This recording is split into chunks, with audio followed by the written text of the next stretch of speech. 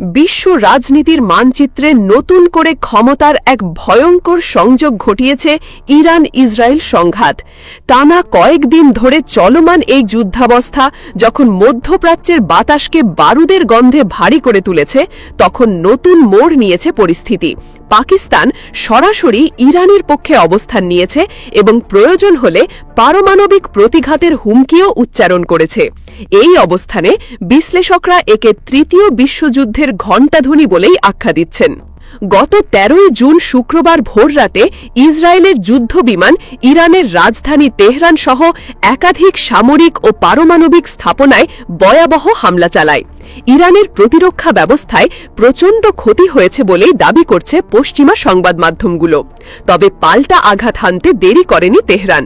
কয়েক দফা পাল্টা হামলায় ইসরায়েলের দক্ষিণাঞ্চল জুড়ে রকেট ও ড্রোন আক্রমণের বন্যা বয়ে যায়। দুই দেশের এই ভয়াবহ লড়াইয়ে প্রাণ হারিয়েছেন অন্তত ২৫০ জন মানুষ। ঠিক এমন এক ভীতিকর প্রেক্ষাপটে প্রকাশ্যে আসে ইসলামাবাদের বিস্ফোরক বার্তা।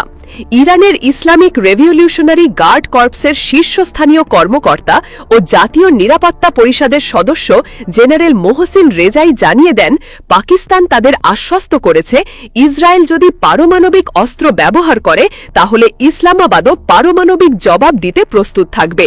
তিনি বলেন, মুসলিম উম্মার ঐক্যের স্বার্থে পাকিস্তান ইরানের পাশে থাকবে এবং ইসরায়েলকে শিক্ষা দিতে প্রয়োজনে সেই সর্বনাশা পথেও হাঁটতে কুণ্ঠাবোধ করবে না।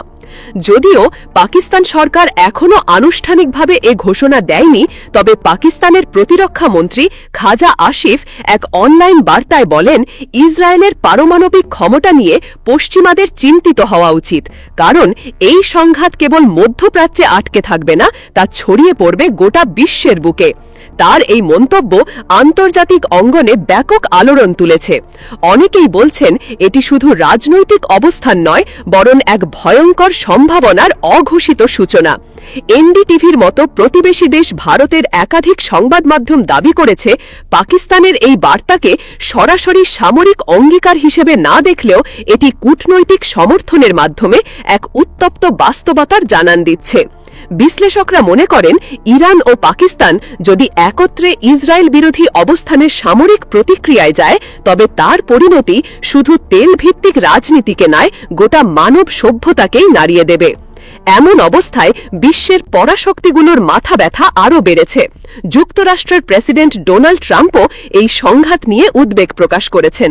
তিনি শান্তির আহ্বান জানালেও হুঁশিয়ার করেছেন, যদি ইরান যুক্তরাষ্ট্রের কোনো ঘাঁটিতে হামলা চালায় তবে এমন জবাব দেওয়া হবে যা ইতিহাসে কখনো দেখা যায়নি।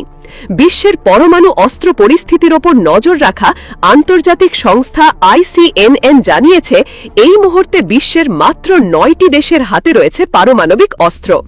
ইসরায়েল ও পাকিস্তান এই তালিকায় থাকলেও কেউই পরমাণু বিস্তার রোধ চুক্তিতে স্বাক্ষর করেনি।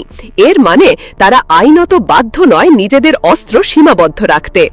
এই বাস্তবতায় যখন একদিকে চলছে ইরান ও ইসরায়েলের মধ্যে ভয়াবহ হামলা পাল্টা হামলার লড়াই, তখন অন্যদিকে যেন ধীরে ধীরে আঁকছে এক অনিশ্চিত, অন্ধকার ও রক্তাক্ত ভবিষ্যতের রেখাচিত্র। প্রতিদিন যেভাবে ক্ষেপণাস্ত্র, ড্রোন ও বিমান হামলার খবর আসছে, তাতে এই সংঘাত আর শুধু কৌশলগত উত্তেজনা সীমায় আটকে নেই। এটি পরিণত হয়েছে এক বিস্ফোরণ প্রবণ সংকটে, যেখানে প্রতিটি পদক্ষেপই ঘনীভূত করছে বৈশ্বিক যুদ্ধের আশঙ্কা। বিশ্লেষকদের মতে, পরিস্থিতি যদি এই গতিতে এগোতে থাকে এবং নিয়ন্ত্রণের বাইরে চলে যায়, বিশেষ করে পাকিস্তান যদি সত্যি পারমাণবিক প্রতিরোধে ইরানের পক্ষে সরাসরি জড়িয়ে পড়ে, তবে মানব সভ্যতা এমন এক অন্ধকার যুগে প্রবেশ করবে যা বিংশ শতাব্দীর দুটি বিশ্বযুদ্ধের ধ্বংসযজ্ঞকেও হার মানাতে পারে।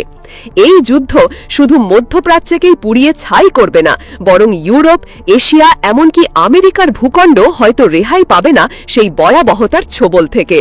সব মিলিয়ে ইরানের পাশে পাকিস্তান পারমাণবিক যুদ্ধের শঙ্কা এখন আর কেবল সংবাদপত্রের লাল কালিতে ছাপা কোনো চমকপ্রদ শিরোনাম নয়, বরং তা হয়ে উঠেছে এক ভয়ঙ্কর বাস্তবতা যা বিশ্বের প্রতিটি কোণে আতঙ্কের ছায়া ফেলছে। যুদ্ধবাজ নীতি নির্ধারকদের এক ভুল সিদ্ধান্তেই শুরু হয়ে যেতে পারে এমন এক বিধ্বংসী অধ্যায় যার শেষ কোথায় তা কেউ জানে না, আর শুরু হবে ধ্বংসের এমন এক গল্প যা ইতিহাসে এক কালো অধ্যায় হয়ে থাকবে চিরকাল।